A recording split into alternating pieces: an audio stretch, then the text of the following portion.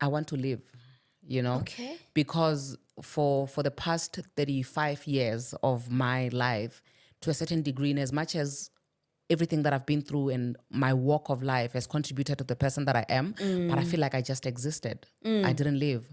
So I have this affirmation. I wake up in the morning and I say, I want to live. I go to sleep and I say, I have lived. I am your host, Mutondi Ramaru, also known as Mutondi R, and I'm your sister and friend in all things leadership and especially personal development. So today we are having another conversation with a phenomenal woman, a leader in her own right, and her name is Perseverance Speaker Maremeni. Hi, Sissy. Yes. So thank you so much for joining me on this conversation. And I hope, you're going to enjoy your time here. So can you please just tell us about yourself? Thank you so much for having me. My name is Perseverance Maremeni, known on social media as Madam Speaker. I am a content creator. That is my favorite job. I have other jobs that I do. I am a fashion designer, a self-taught fashion designer. I'm a mother of two. And yeah, I'm a creative, literally all-rounder. Yeah, so from what you've described, like that is something that comes naturally to Yeah. you. So you're doing a lot of stuff. So running, two brands, if I can call it that, Yeah. And also being a mother. How do you do all these things? Sure. I think the one thing that I'm blessed with is a strong support structure.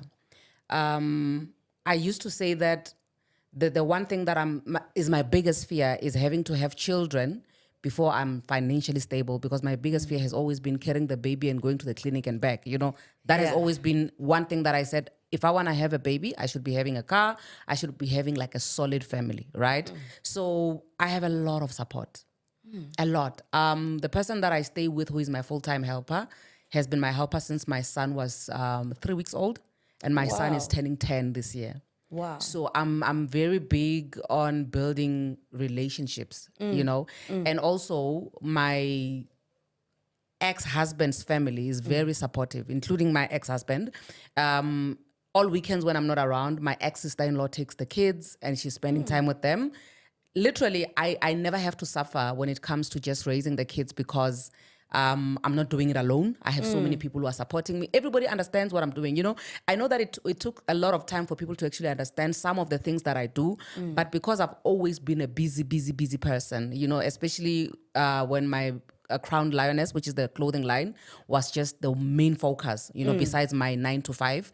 I had a lot of support then. So even when I moved from the clothing line and branch into other things, the busy has always been the same, and the support has always been the same. So for me, the one thing that really keeps me going is the support, and also my kids understand, because there are times where, social media is such a big thing right now, and kids always out. The other day I had my daughter, bragging to her friends, if you search on Instagram or TikTok, Madam Speaker, you'll find my mom. So they understand even when I'm working that, okay, now we're doing a live. And the most important thing that they understand about me being able to do these things, they know that they bring money. So we always strike a deal to say, listen, by the end of this time, this period, we're going to buy this. And the money that comes from all the things, the videos that I'm doing is what we're going to use to buy the thing that you want. So they understand when I say, okay, now I'm going to work, my daughter always says it, so mama, okay, you're going to make money. Yes, I'm going to make money. So it makes it so much easier because I communicate. And if also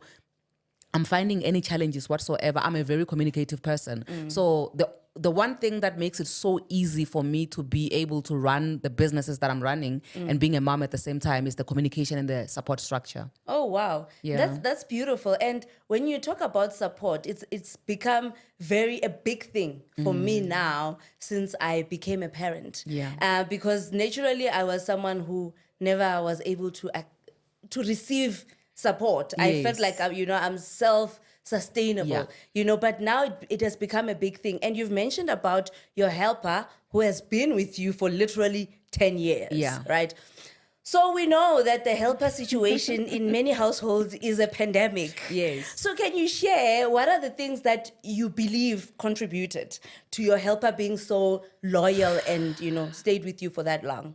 Man, the thing with me is that I know that from the outside or from a distance, I seem like a very difficult person to deal with. But if you come closer to me, you'll actually realize that's why I have like strong relationships with people. And as much as my circle is small, but I have very, very solid relationships. Like my best friend is my best friend from grade 1. I'm very good with, in as much as I don't want to give myself all the credit of being good with relationships, but also the person that I'm in relationships with, they also make it easy for me by being themselves. We have had a couple of clashes here and there. It's not simple, to deal with somebody else, and also being able to invite somebody into your own house.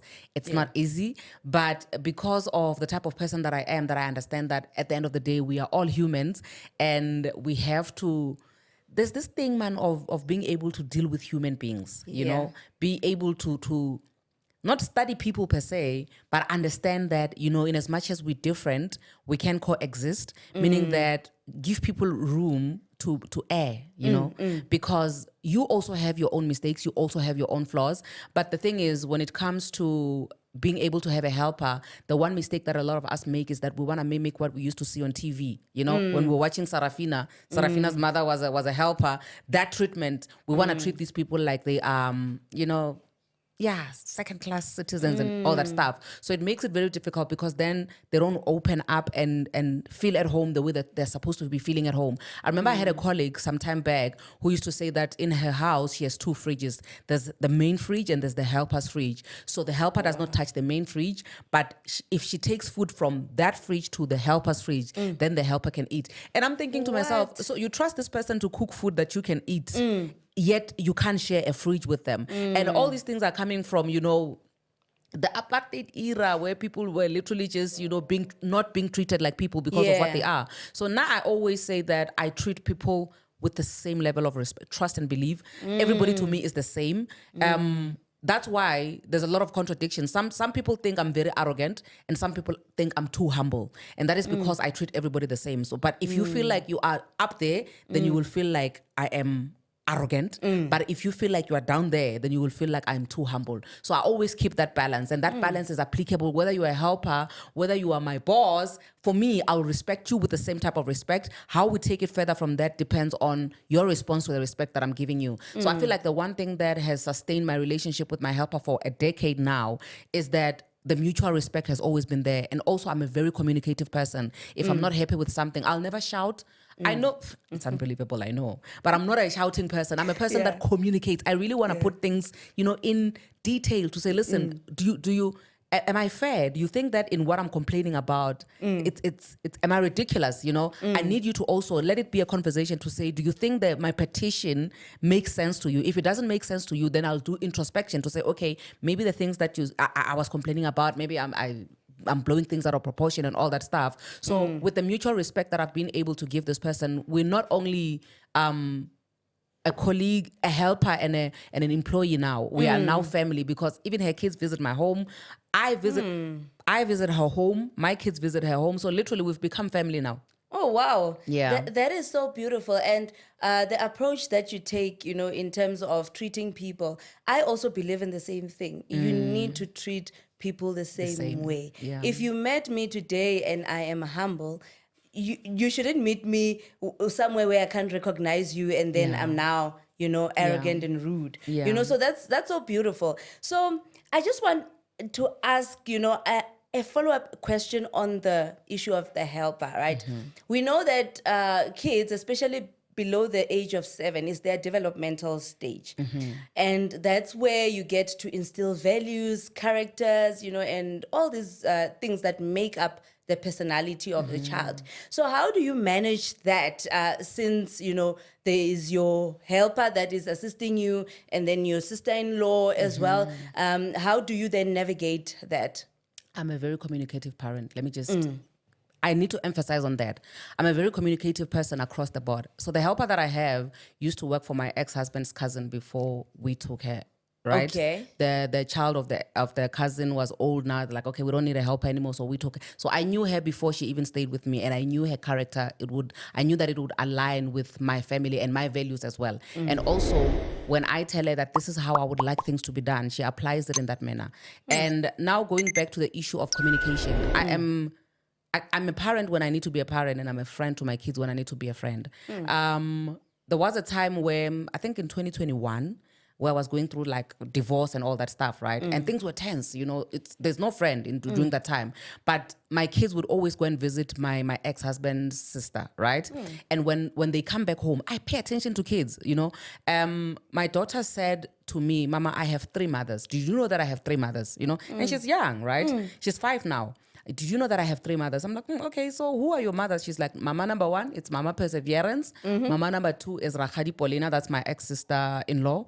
Mama number 3 is my grandmother from Venda. Bear in mind that my stepmother, the grandmother from Venda is my stepmother. Oh, wow. So for me, I listen to kids when they speak. So it said to me that my kids are comfortable even in the turmoil that we are in as adults. Yeah. We're not speaking, we're not getting along. It's like things are just flying all over. Yeah. But we share the same values and sentiments, when it comes to how kids should be brought up. If there's one thing that I feel like we don't have to argue about or we don't have to disagree about, is the values when it comes to raising kids. We may have messed up a lot of things, but the one thing that we did right is believing in the same things when it comes to instilling values in your kids. We believe in, being able to talk openly with the kids to say, okay, what you did, I don't like it. We are people that we are open and giving kids the platform to be able to express themselves. Because remember, back in the day, we used to exist. You're a child, you don't get to have a say. You just exist, sit there and behave yourself. You understand what I'm saying? But we have developed a habit of being able to give our kids that platform to say, what is your thought about this? I trust and believe. I never make a drastic decision without involving my kids, especially the older one, because he's more aware of his surrounding more than the other one. But being able to drop, hints here and there. I remember the time when we had to move from our house to downgrade to a smaller house. I had to have these conversations with my kids, and I had to be realistic with them to say, listen, we are moving because of this that happened. They knew about it. Yeah. And I asked them just to check if they understand what is going on. Do you know why we're moving? Yeah, we don't like this house anymore. The aircons, that one is not working. I'm like, no, that's not why we're moving. We are moving because this, and that. And even when we moved, because kids are kids, in as much as we can always say kids, kids will grow up. But at the end of the day, remember, as an adult, as you are right now, the things that you call your childhood traumas were accumulated during that age. So it's very, very important to understand the sensitivity of the age that the kids are, especially at that age of 7 years, 7 years that you are mentioning right now. You need to understand, or you are dealing with delicate minds. So whatever it is that you plant, you are literally planting seeds that are going to grow. So with me, being able to have the same understanding with the people that are helping me raise the kids, to understand how delicate their minds are, we know to plant seeds that tomorrow, if kids have to come back and say there are certain childhood traumas that we have to heal from, let it be things that we had no control over, not things that we didn't want to learn from and we knew about them. Yes, I like that. Yeah. And speaking of childhood traumas, do you have any? Yeah, I do. I'm actually healing from a lot of that, right? Recently, my recent chapter that I just closed was me visiting my mother's grave for the first time in more than 10 years. Okay. The reason why I was not visiting my mother's grave is because I was not ready to deal with her passing. Like, I didn't want to accept her passing. And the reason why I got to a point where I didn't want to accept her passing was because I knew my mother did not want to pass. You understand? Because I know that I don't want to pass at this age right now. And if they were to say, choose whether you want to die or live, I would want to live for the sake of my kids. So even when my mom was sick, she would always say that I want to live for my kids, right? So when she passed, it was painful. We were young. I was 15, turning 16. And a year later, there was this thing, like distribution of the clothes of the deceased, and also the tombstone and all that stuff. So the one thing that didn't make sense to me then was, we were told that it is now time to be happy. We are celebrating the life of this person, right? And in this celebratory mode that we are in, we are not supposed to be crying. We are supposed to be happy. But when I looked at it from a child, an innocent child's point of view, it didn't make sense to me why people are celebrating the passing of somebody who didn't want to pass. You understand? Sure, yeah. So because of that, I held on to my mother's memory to say, if nobody wants to acknowledge the fact that this woman did not want to pass, I'm not going to acknowledge it. Yeah. So for the longest time, I refused to acknowledge the fact that my mom was late. That is why, for me, I have a very beautiful relationship with my stepmom, because my dad remarried, right? But I would never call her my mom. Because okay. I don't want to remove or erase my mother. Because for me, it feels like if I say she's my mom, then I'm dismissing the existence of the woman that gave birth to me. So I tried by all means to hold on to those memories of my mother because I didn't want I don't want to be like the rest. Yeah. That are celebrating the fact that she passed, even though she didn't want to pass. So that is one big.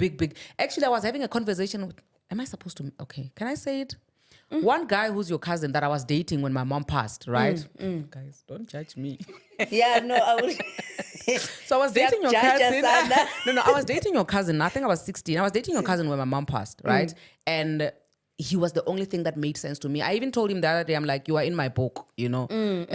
Just know you are in my book somewhere because you played a very big role during that time when my mom passed because nothing made sense to me then. Only this person, because he was the only person that was able to speak to me on the phone for hours. Oh, wow. Hey, he would walk to, you know, Mashamba to Mkondeni. He Yeah, would walk there because he had to be with me. And we were kids. We didn't even know what we're doing. Yeah. But 18 years later, the impact of that which he did still remained because that is what kept me. You understand what I'm saying? Yeah. So during that time, he knew that, you know, I would always talk about how, you know, my mom didn't want to die.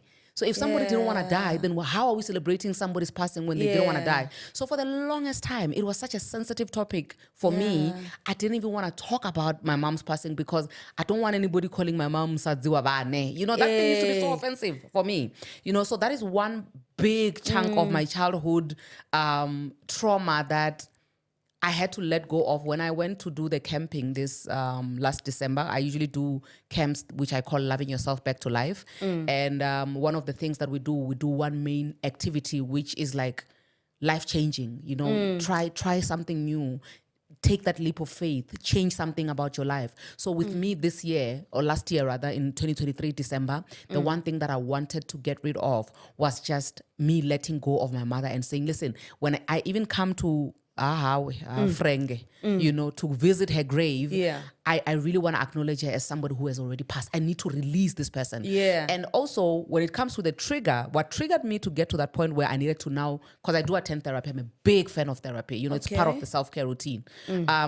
What triggered me was the behavior of my son, you know, where the father went to school and gave him 2 primers and chips or whatever, right? And then the boy ate both and he came home with empty containers.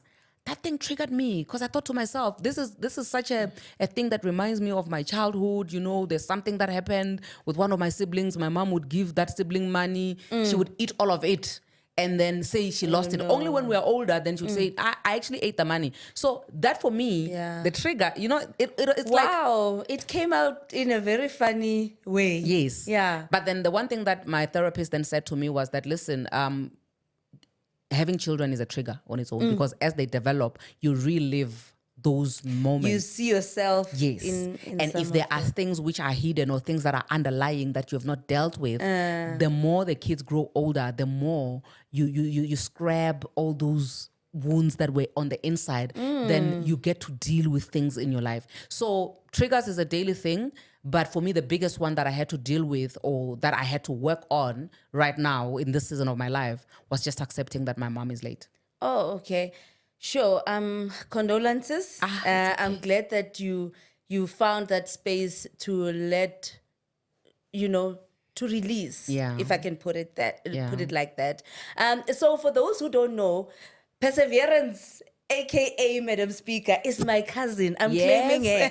She's my sister and cousin. We are from the same village. Mashamba village. Yes. Right? The village where all the, you know, everybody comes from. Everybody who's Venda who's doing well, they come from Mashamba village. If you're not coming from Mashamba village, we are claiming you. Yes. Thank you. You better join us that side. Yes. Yeah. So thank you so much for sharing that delicate part of your childhood. So I just wanted to follow up on that. You did mention that your dad remarried. Yeah. And you mentioned that you were quite young. Yes. Did you understand? How did you digest that transition? I was young, but I was already dating. You know, I was Okay. watching Generations. Yeah. So I already knew that people die, people remarry. We're watching The Bold and the Beautiful, you know? We understand relationships and all that Yeah. stuff during that time. And the one thing that I absolutely love, everybody knows my dad is my favorite. Like, I can never stop talking about that man and how much I love him because he's like a father, you know? One thing about my dad that I actually took from him is that he's a very communicative person, you know.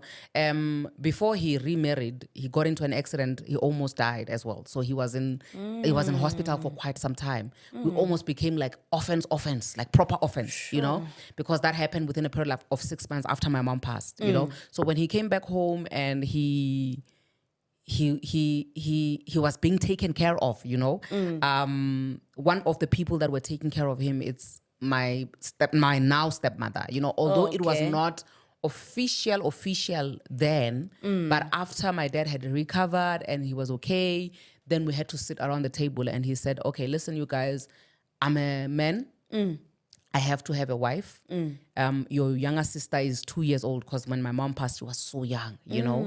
I'm not going to do it on my own. You, that is me by that time, you are young. I was mothering that child. You know, I became a what do you call it? A child mother. What, I don't know what you call it. Yeah. Yeah, something like yeah, that. I've also forgotten that Yeah, word, but yeah. yeah. I became a mother as a child, you know, to my younger sister, and that was a lot for me because adolescence was driving me crazy, you know. Yeah. And I need to do well at school. In as much as you can say you're smart, but also with the pressures of the reality of what is happening around me, for me, I don't want to speak about all my other siblings because we're four, right?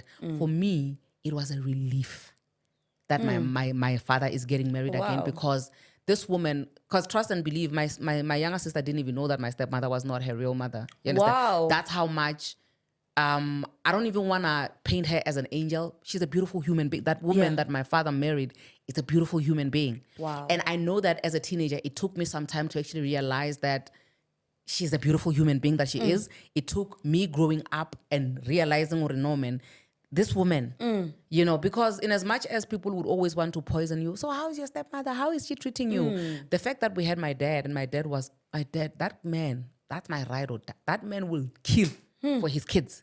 Wow. You understand what I'm saying? Wow. So I would not even, there was not even an opportunity for us to see the bad side of my stepmother because my dad would not have even let it happen. Because that's how much of a shield he is to his kids. Yeah. And he would always put it out there to say, listen, they come first, no offense, then everybody else follows. If you understand that sequence, you'll understand what not to touch in my heart. Sure. You understand? Wow, that's so beautiful because we hear of a lot of horror stories about stepmoms. And I think this is just to shed some light to say these beautiful women do exist. Yeah. You know? Yeah, so earlier you touched on, you know, self-care. Yeah. Right? So I'd like you to share with me and the audience your self-care routine. What does it look like? Whew, I'm one person that, the first one, I meditate, you know. Okay. I used to be, let me just put a disclaimer. I used to be a staunch Christian. Okay. I didn't understand what I was.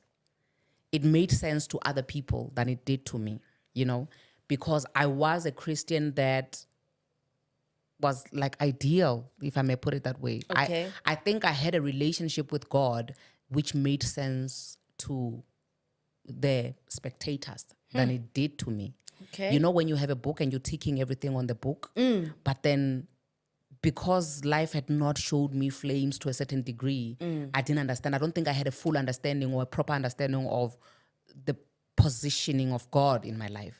So that thing of going to church every day, I used to be a minister, right? I was ordained as a deacon. I have not resigned yet, guys. I'm still a deacon. Yeah, Okay. call me deaconess, Madam Speaker. Hello, Madam Speaker, deaconess. Hello. Hi, Bo. Hey, I've not resigned yet, we can start a church right here, right now. Here. How, You know, thank my you. I will sister. take the offering. I'm an accountant. Yes, Thank you. please. Yes. That church can be a very good business. You know, I used to be one of those, when I minister here, you will roll on the floor, my sister. Wow. I'm telling you. But anyway, I am not a staunch Christian as ideally as you would see it. Yeah. I'm getting to understand myself and my own relationship with God without involving spectators, right?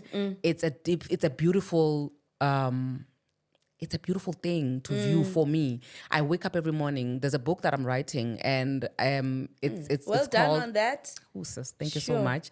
Yeah. I'm having a lot of episodes. I thought it was going to be easy, but every time when I have to write, I relive like a lot of things that happen when I'm writing about it, right? So I call it I want to live, Okay. because for the past 35 years of my life, to a certain degree, in as much as everything that I've been through and my walk of life has contributed to the person that I am, but I feel like I just existed. I didn't live. So I have this affirmation. I wake up in the morning and I say, I want to live. I go to sleep and I say, I have lived. Oh. And what is part of me living? It's part of me sitting here sharing information that's going to change somebody's life. So every single day, there has to be something that when I reflect on my day, I have to say, I have lived. What did I do? That's You understand? powerful. So part of my self-care routine is just me meditating in a different way that I used to like when I was still that staunch Christian that I was, because Okay. then it was just a matter of, in the name of Jesus, hallelujah. But now I literally just sit and meditate and understand and speak to God from the deepest part of my heart without having anybody understanding or anybody even seeing me. You understand what I'm saying? Or even approving of it. Yes, So that is the first part of my self-care routine. I pray, Okay. I'm not a big fan of all these fancy things. Ne? I'm sorry. This is one of the reasons why I'm probably not going to work with beauty brands. Okay. For me, guys, you can judge me. Ne? It's okay. I give you permission to judge. For me, I get in the shower ne, with a toothbrush ne, and one soap, ne, Oh, okay. head to toe. All right. Yeah, I don't do hair, toner, hair. No, unfortunately, judge. That's why I say I put a disclaimer. No, I'm first. laughing because, hey guys, you can also judge me because wow. You understand? So literally when it comes to the routine, the self-care routine Yeah. on the grooming side, Yeah. I don't have a lot of things to. And people always say, listen, your skin is flowing, it's so flawless and it's what share. I'm like, guys, when I tell you, you think I'm lying. So I don't know. One soap, head to toe. Then obviously because, we like things, we're moving with the times. That's when I do that, like makeup. I do my own stuff, guys. Because I don't want to complain when somebody else has done whatever on my face. You do your makeup? I do my makeup. I do my... Wow. I'm DIY. No, I'm a DIY yeah, the girl. creativity is just, all round. Once you're creative, you can do anything. Wow. The first lesson I went for painting, I painted this painting that even the instructor couldn't believe it. Sure. Remember when I grew up, I was doing clay pots with my grandmother. Yes, I remember guys, that part, yeah. Yes, I did that a lot. Oh, I would even okay. do a sculpture of like a proper person with features. Wow. So the creative thing, once you create, when you're creative across the board. It's just that whatever it is that you choose to focus on, you can do that, you know? So that routine, that's it. And because the reason why I started social media is to store my thoughts, I have a lot of thoughts. I have a lot of things that are always coming to me. So that is one of the reasons why you'll never go a day without seeing a video from me. Yeah. I don't that's have true. planned. My PR does not have a lot of work, because when it comes to the creative side of things, I don't have to crack my head to think about what I need to put out there. Whatever it is that is in my head, then that is what I'm going to do a video about and I'm going to put it out there. And the fact that I'm a very confident person, it makes it so much easier for me because I don't think twice before I put something out there to say, okay, how's Mutondi going to, is she going to judge me? That is why even now I'm saying that like whatever information that I'm sharing, if you feel like, okay, judge, I guess, Sana, it's fine, you can do that. But I'm comfortable with me being me. And one other thing that I'm a big fan of, therapy. Okay. Therapy is a big part of, I feel like it's underrated, especially with us, the Black community. Yeah. Because we think therapy is for people who are crazy or people who have mental issues. But literally therapy is it's the same as you brushing your teeth. Because there's so many things that you will discover about yourself that you didn't even know. And when you attend therapy, you start paying attention to detail. You become more realistic about your life. There's a video that is still pending that I want to do that is on financial delusion and denial. And that is one of the reasons why a lot of marriages, sorry to just go there, don't make it, mine included.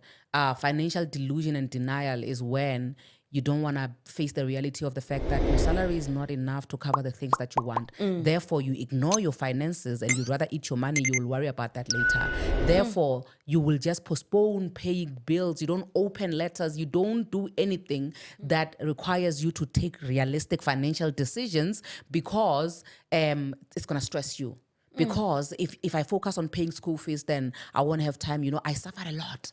I grew up poor. There's no way I'm not going to have a cup of cappuccino every morning. I would rather sacrifice this to have that. Yeah. That is why a lot of us suffer from, you see, the financial delusion and denial is the reason why we end up clashing a lot in relationships. So a lot of these things that I've become realistic about in my life, the things that I need to work on, the things that I'm not, you know, the things that I excel on, because I would love to believe that there are things I'm good at and there are things I'm terrible at. I always say when I'm with whatever team that I'm with whatever project that I'm working with during that time, to say, guys, listen, I'll stick on the creative side.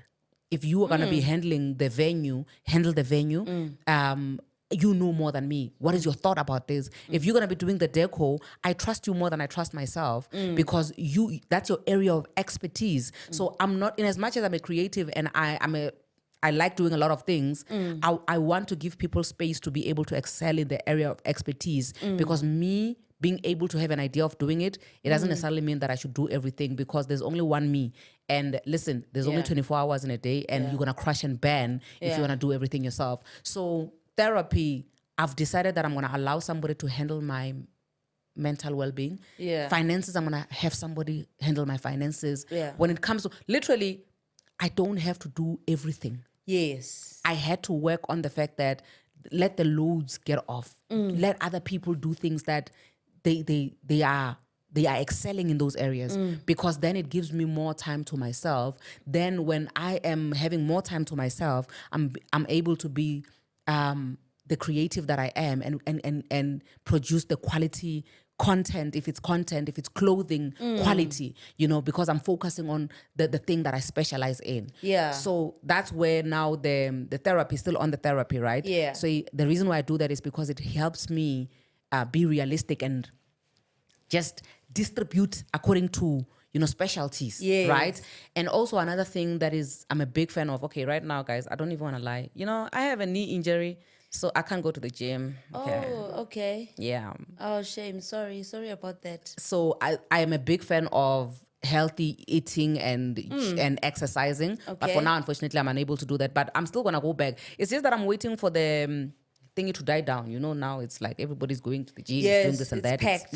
So it's fine. But we'll get there. And also the fact that this December, they've been feeding me like crazy. So you can see the weight is here. I'm here. Okay. I'm but you look great. I know. Yeah. I know. I'm tempted to keep the weight, but the clothes are not fitting. So that also is one that I have packed for now, but I'm a big fan of. And also, what else am I leaving behind? Oh, guys. Self-care. Yeah, you've touched on mental, spiritual, physical, finance. And I think you covered everything. Emotional well-being. Yes. But also, that's also I think therapy. On the therapy side, that covers because I think just you being able to learn how to communicate. Because the one thing that I always speak about, Mutondi, is that we people who attend therapy, we can be very toxic. We are very dangerous. You know, people who attend therapy are a hazard because we can create a boundary, but then because we know what a boundary is, we can overstep your boundary. Oh, okay. You understand? Then we become that's the toxic side of it. You know, because some people actually read on narcissistic people because they want to excel on being a narcissist. You understand what I'm saying? Wow, that's something else. So a lot of people who actually, it's the same as witches know the Bible cover to cover. You understand? Pastors know the Bible cover to cover. So it's the same thing as remember the intention of all these institutions and all these things that are in place is for the good. But they can always be used for bad. It's a double-edged sword. You know. But all in all, I think being able to be a good communicator, I know not to take advantage of somebody simply because they are violating themselves. Because I used to be a people pleaser. And I can tell when somebody's trying to please me, then I would say no. Oh, okay. But remember, me being a people pleaser, and I see somebody being a people pleaser towards me, I can always take it and run away with it. That's why I'm saying that learning and understanding, sometimes depending on whether you want to use it for good or bad, Yeah. you can get away with either one. Yo, wow. And therapy, how often? I go once a month. Oh, once a month. Yeah. Okay. No, that's great. And I think, this self-care routine, you've covered all angles. And I believe, when you have all those things covered, I like your approach. When you can outsource the things that you're not necessarily good at and just focus on your strengths. And that's where you're able to soar. Yeah. Because you can imagine if you're trying to fly, but then there's so much weight, that you're carrying with you. Unnecessary. Yeah, it's unnecessary. Sure, well done. Well done on getting that system going. It's not perfected yet. Yeah. I need to put that disclaimer. Yeah. I'm still working on it on a daily basis. Yeah. It gets overwhelming sometimes because you can really easily sabotage yourself in other areas because you're paying too much detail to things. But also, you can't unlearn after learning. You understand? Yes. Yeah, there's no unlearning when you've learned the hard way. Yeah. So it's a beautiful thing, but it's got its pros and cons. So yeah. Sure. Okay. I like what you are sharing. I wanted to talk about your work, the work that you do, right? Sure. You are out there on social media, all right? And because I know you personally to a certain extent, I know that people think you are there for divorce content. Sure. But I think it's deeper than that.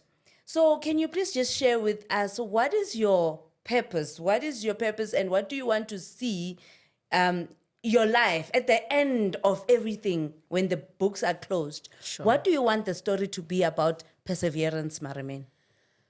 I think I always say that on the part of divorce content and all that stuff, I always say that by the time I got to do the divorce thing, I was already on 200,000 followers on TikTok. It's just unfortunate that some people who hopped on board, that was the season of my life that I was sharing. So it was about that. Also, it goes back to the thing, with me, I'm comfortable with whatever it is that you want to, like it's you. So whatever it is that you want to make out of looking at me, it's okay. But the one thing, Mutondi, I'm a fan of learning and just feeding my brain. I don't like starving my brain, right? That's how I became a self-taught fashion designer because I would do a lot of research, ne? And I thought the internet had answers to everything.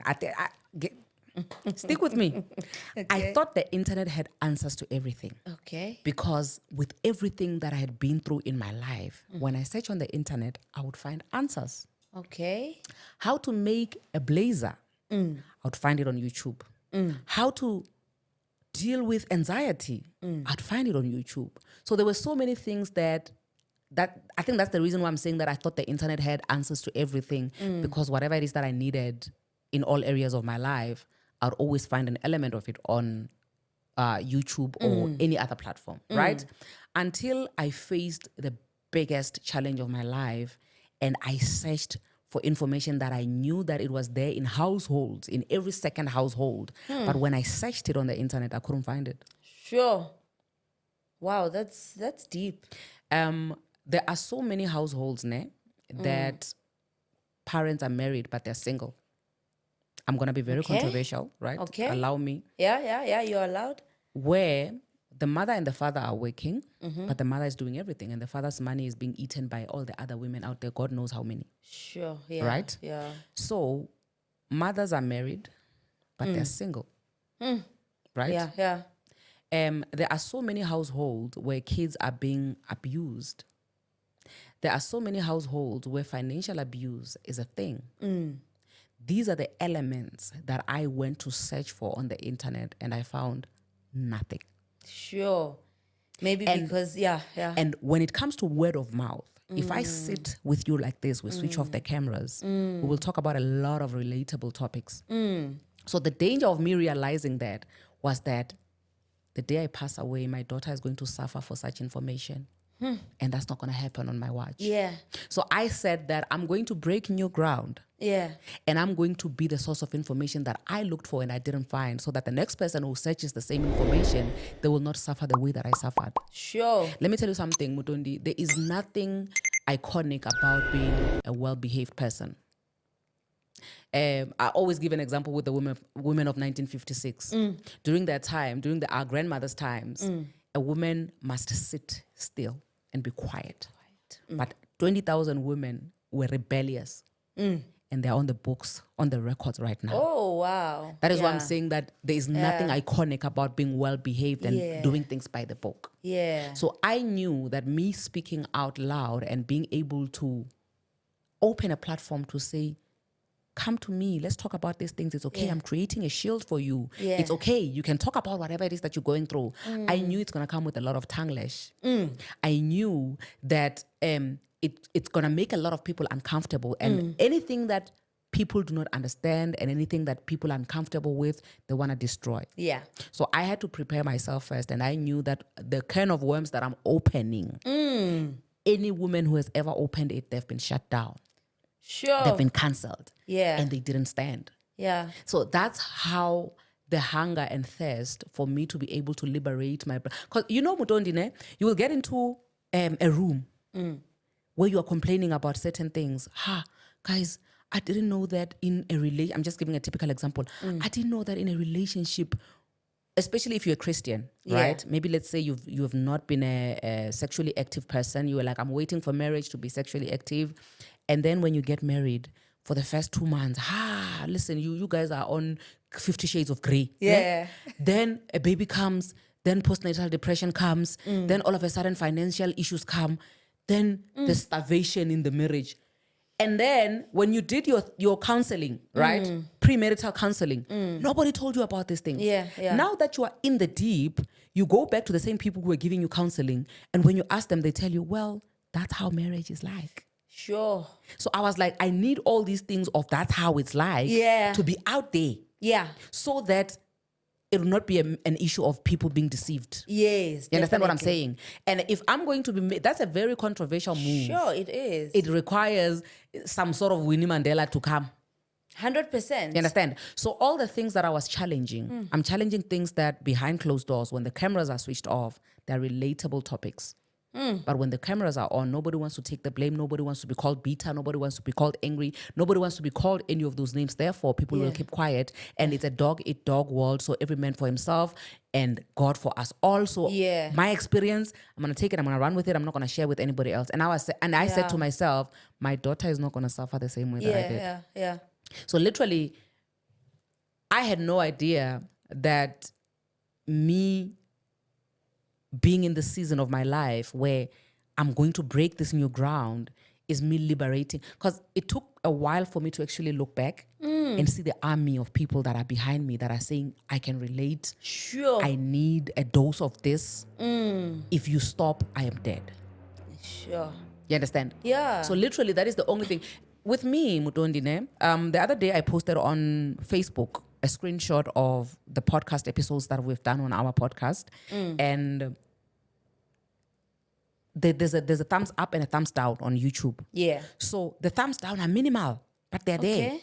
But my biggest fear, my biggest stumbling block from like opening a YouTube channel was those thumbs down. Oh. I don't want to be demoralized by people not liking the things that I'm putting out there. Yeah. I had to overcome all of that. And I said, it's okay if I'm walking alone, as long as I know that I sleep better at night, knowing that I am liberating somebody, even if it's not in this generation, but whoever that gets to be in contact with my content will be liberated from whatever chain that is binding them. And it's okay. Yeah. It's okay for people to throw tantrums. It's okay for people to say, listen, we don't like what you're doing. You are influencing women in a bad way. Women have a stinking attitude now. Who's going to marry them now? Because you are here making noise. I'm okay with that. Yeah.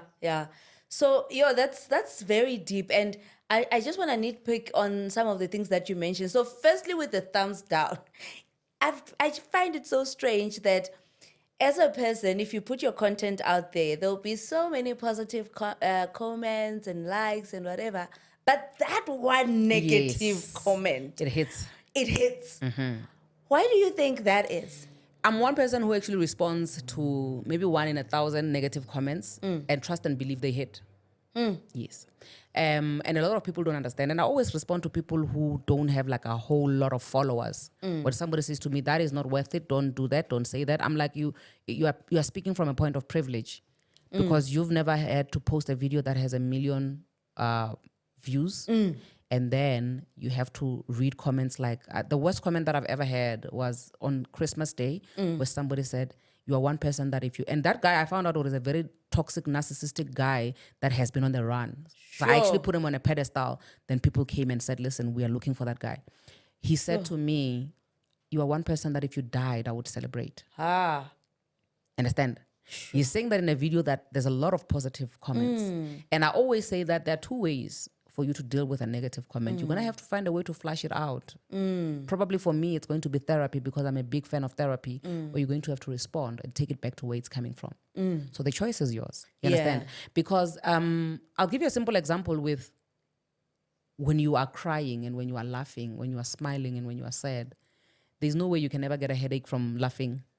Oh, okay. Those emotions are easy. They are that you are releasing good hormones when you are laughing. You understand? Yeah. But when you are crying, you'll get a headache. When you are crying, it's gonna take a lot for you to actually bounce back and be the normal Mutondi. We can laugh right now when we're done. You're back to your normal self. But if you have to cry right now, it's gonna take you maybe a good 4 hours for you to recoup and come back to your normal self. That's not me deciding on responding on negative comments. That's how God had designed us. Because the negative stuff really do impact us in a negative way. And you have to find a way to deal with the negativity one way or the other. Yes, exactly. And the way that you deal with it should be a way that works for you. Yeah. You understand? So, there's 100 positive. I feel good about them, but that one negative is going to hit and it's going to stick. And it's going to make you forget about all the good comments that you had. Yeah. Sure. Okay. And speaking of the advice of, for marriage and all that, do you feel like the previous generation really sold us out? They did us dirty. Yeah. Because that's how I feel as well. No. They did us dirty. And it's up to us. We are the hope. We are the last hope. To restore whatever and also, redeem ourselves. That's why it's going to be hard. That's why there's going to be a lot of tantrums when we are speaking, when we are fighting, because we are fighting an entire system of patriarchy. We are fighting a system that existed before anybody even thought that we were going to exist. It's not going to be easy. You understand what I'm saying? But in as much as it's not going to be easy, it is doable. It is possible. No, I think so. I believe so as well. And while we are there, since you're doing your best to empower women, to liberate them, how do then men fit into that equation? I'm a big fan of. I have good relationships with male figures in my life, right? And my biggest fan, I always brag about this man. My father is my father, when there are people around, he calls me Madam Speaker, and I'll be so embarrassed. I'm like, why is this man doing this to me? You understand? My father is my biggest. He's my what do you call it? My point of reference in terms of me reflecting on what I'm doing. Okay. Right. There's a lot of male figure who'd want me to speak to their daughters, but they don't want me to speak to their wives. Okay. And the reason for that is because they really want their daughters to be woke and never have to suffer, but their wives are suffering. You understand what I'm saying? Yeah. So the male figures, there are people that really, really, really hate my content because they feel like I'm badly influencing their wives and they're going to wake up, and that's not good for them. That's not good for the Christmas they're having every single day. And there are men that really believe that, and especially men who are either raised by women, they have sisters, they're surrounded by women, that they feel like if women in my life or male figures that have women who have been abused, then they know that my content is good for the female figures in their lives. So it's always divided, because those that are benefiting from the things that I'm always speaking against on a daily basis, then that means that I'm literally just saying Christmas is over for you. But those that relate because they don't want their sisters to go through the same thing, they're in support of what I do. For me, I always say that the one thing that I love about myself and me being myself in my space and the content that I create is that for myself, at least it has to filter the junk. Because I mean, right now I'm back in the dating game. Ne? Yeah. And obviously I'm not gonna be everybody's cup of tea. Yeah. That is so much minus one problem for me, because the trash will take itself out. Yeah. Then we'll be looking at candidates that actually do understand me for who I am, and they don't see me as a threat. Then that makes my job so much easier. Yes. Yeah. Wow, that's so beautiful. And just to commend you, you're doing great work. And I've seen, a lot of testimonies, people coming and saying, Madam Speaker, you helped me to be confident. You helped me to be bold and stand up against the abuse that was happening to me in my marriage. Yeah. Though other people interpret it as, you are Bad influence. yeah, you are a bad influence. You are promoting divorce to a certain yes. extent. But when we look into the depth of things, when you are in a marriage and there's one party that is being oppressed, so basically this one is able to live because the other one is dying.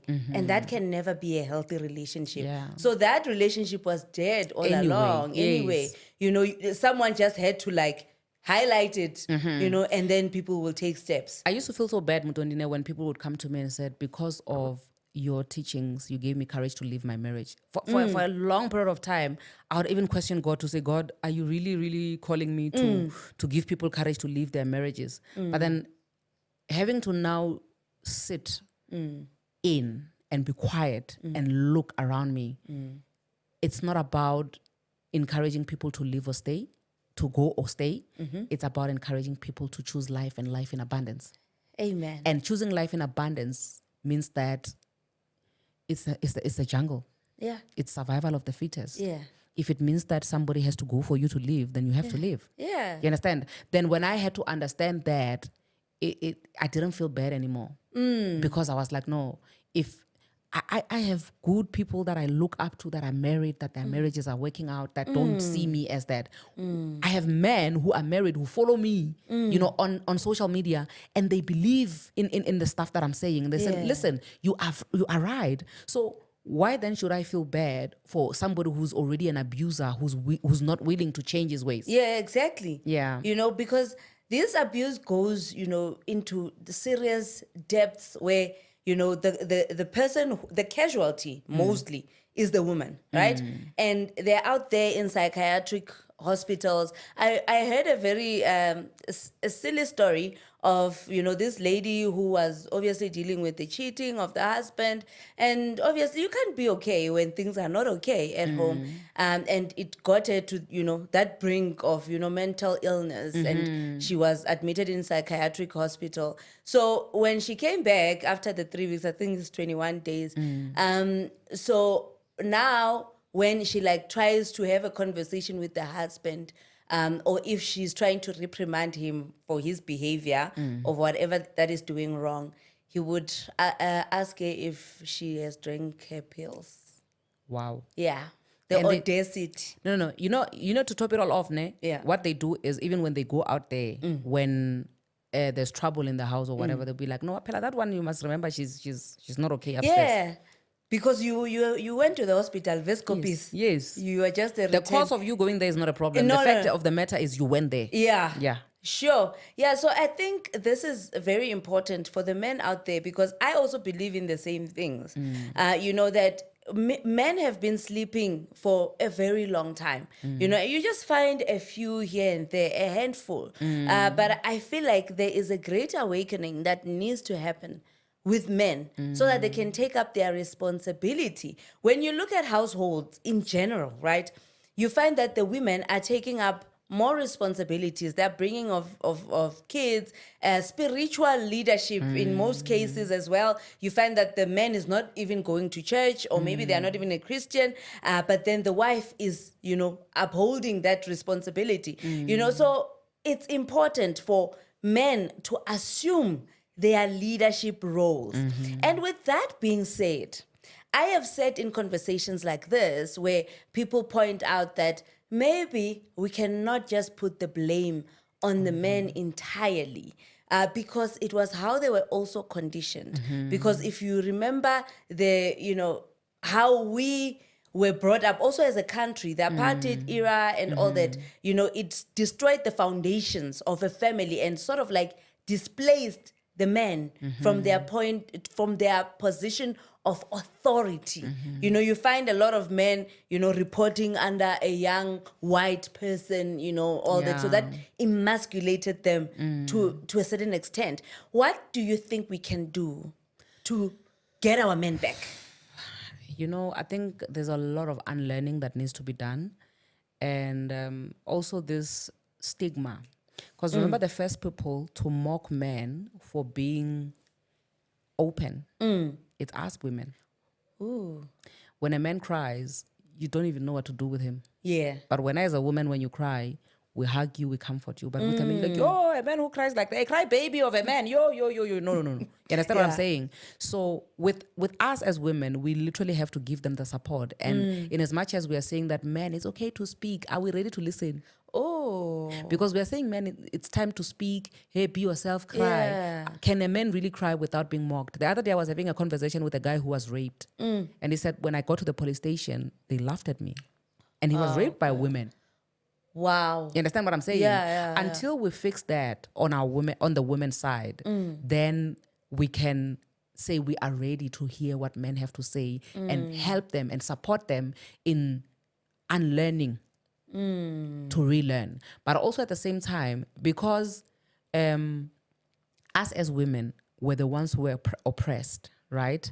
It seems like when we want this equality, this, what do you call this? Your feminism, you know? It seems like when we want the equality, we want to be men. Oh, yeah. We want to take up their role and their positions. We are a threat to them. And it's not supposed to be that way. Yeah. And the reason why it is like that is because we are not educating each other as men and women to say, listen, I don't want to take your position. I want to be comfortable in my position and it's not painful for me to be in my position. Yeah. So I think instead of us pinpointing at each other and making it about gender ya Adam, 666, gender ya Adam, and whatnot, if we can really sit together and say, listen, I'm not your enemy. Yeah. We are trying to meet each other halfway. Let's find common ground. Then we can work. But the thing is the willingness there now.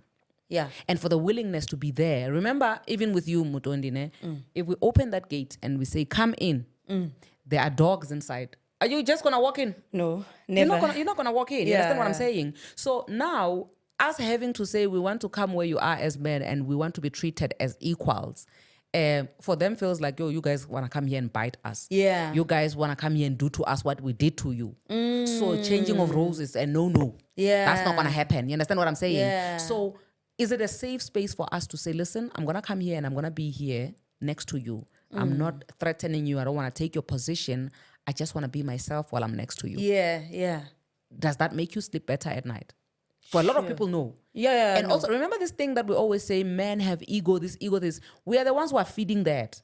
We feed it because it's the same thing as when we say as a woman, you know, as a woman, you should have makeup on. We are feeding certain narratives and certain expectations, making it difficult for a woman who does not want to put on makeup to be herself. Yeah. You understand what I'm saying? So that's why even when we say, okay, you have an ego. So even a guy who does not even have that ego that we claim that guys have, he's forced now to have an ego because if he's not having it, then he's not man enough. Yeah. You understand? Yeah. If I saw a trending post on the socials, right, where a guy was helping his wife dress up. The wife had a C-section, dress up, like literally dressed from the undies, having to help her sit down, cooking and cleaning. And I saw one guy, a prominent member of the society who's in a stable situation, saying that I will never do that in my entire life. I will never be a CEO of a man. I would never make Ibile in front of a camera.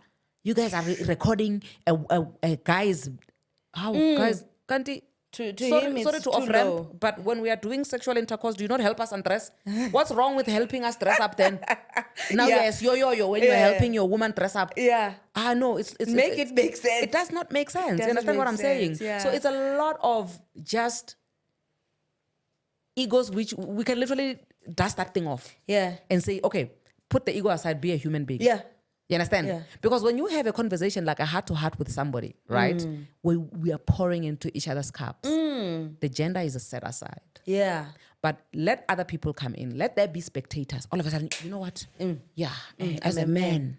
You understand what I'm saying? When we close the doors, we are human beings. But when we open the doors, people must see me. So it's a lot. It has got a lot to do with us deceiving one another and appearance more than it has to do with doing the actual work. Yeah. So I think there is a lot of hope. Our men are coming to the party one at a time. There's a lot that are still throwing tantrums, but I feel like we as women also, if we stick to our guns and we say, listen, there are no more wives who are willing to be beaten up. Yeah. You have no choice but to not beat up women because who are you going to marry? Yeah. You understand what I'm saying? Yeah. But because there's always going to be one or two or three who are willing to sacrifice themselves, then the behavior and the treatments and all these things are not going to go away. Yeah. Because if you don't want to be that because you think you are better, I'll find somebody else who'll do it.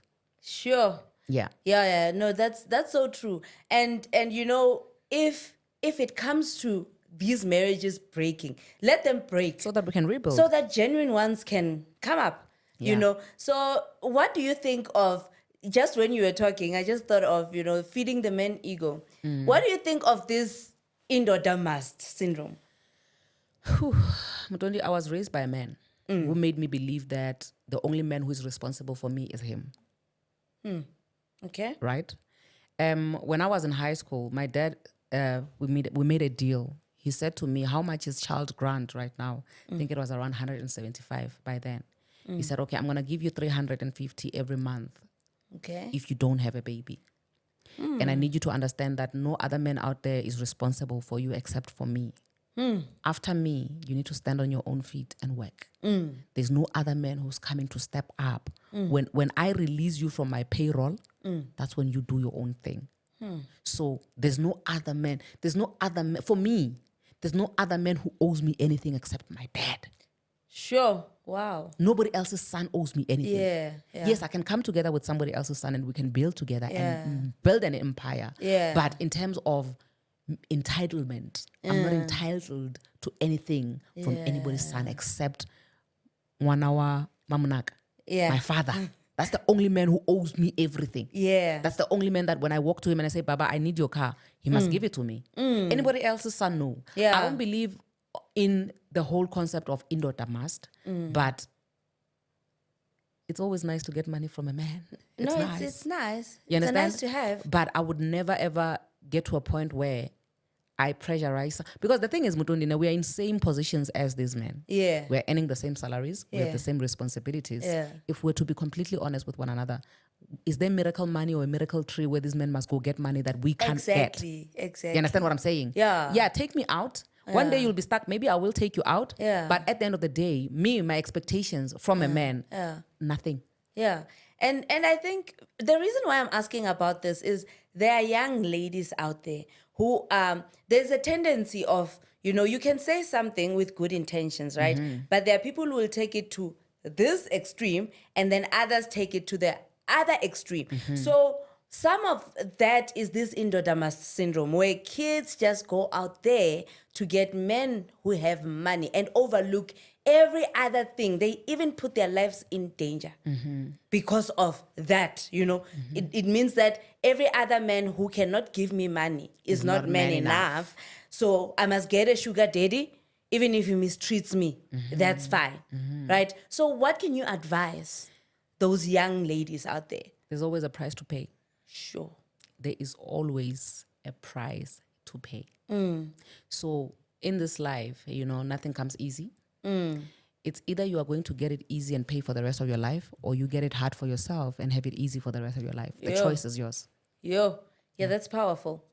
Now, I want us to talk about relationships. You did mention that you are back in the streets or in the dating game. I never left the dating game, yes. People just assume that Hello. why would I leave the dating? Why? What did men do to me? Nothing. They just existed, you Yeah. know? And no, dating for me, it's not difficult because I don't have to. I think for the longest time, I used to shrink myself so that I can be woman enough or I can be womanly, right? So me shrinking myself means that I'm out of character so that I can accommodate other people. There was a guy that we had here on my podcast, where he was saying that I need to not be mbogoto always. I need to be a marshmallow sometimes. And the person that was sitting next to me was like, but I don't like marshmallows. I like mokotos. Oh, okay. So everybody has a type out there. Yeah. You understand? So literally you being yourself, you take away the job of just having to compromise yourself because you're trying to accommodate people. Be yourself. Because remember, when you're trying to be other people, the people who are looking for somebody like you, they're also waiting.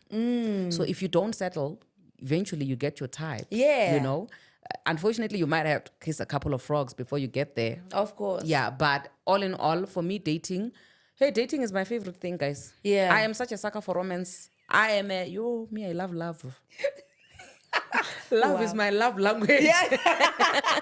Love is my love language. Yeah. I'm like I said, I think in the beginning of our interview, I said that I'm one person who invests in long-term relationships. But one thing that I've learned is to not force relationships, you know. Let it be a long-term relationship of you being authentically yourself and check who accepts you when you are yourself. And I'm telling you, you're going to live the best life. Yeah. Yeah. Wow, that's so powerful. Thank you, sis. So from what you just said, can we be expecting, to Tungisa will come there by crowd liners? Tungisa ring, ne? Yeah. I think there's one element of my life that I need to still look into, and that is understanding the whole institution of marriage. Yeah. Because there's a friend of mine, a very good friend of mine, he's an advocate, right? And we're talking about these contracts of marriage and all that stuff. And with all the information that we have out there, we realize that majority of the relationships that we have, especially when we are going to go to court and sign and everything, it's not even about love, you know? Yeah. Yeah, it's not about love. Literally, signing, it's a business people don't understand. Contract. They think it's love. The love is there. Then we're going to be talking business now. We're talking assets now. We're talking your pocket, my pocket. We are talking money. Yeah. You understand? Yeah. So that on its own is another thing. Love is another thing. So right now where I'm at a point where I'm not so sure yet if I want marriage or just life partnership. But because of my belief, I think I might have to do the marriage thing again. But the one thing that I know that I have or I want, I think I still want 2 more babies. Oh, okay. But the men must have Be money. fruitful and multiply. I want to multiply with somebody who has money. Thank you. Sure, okay.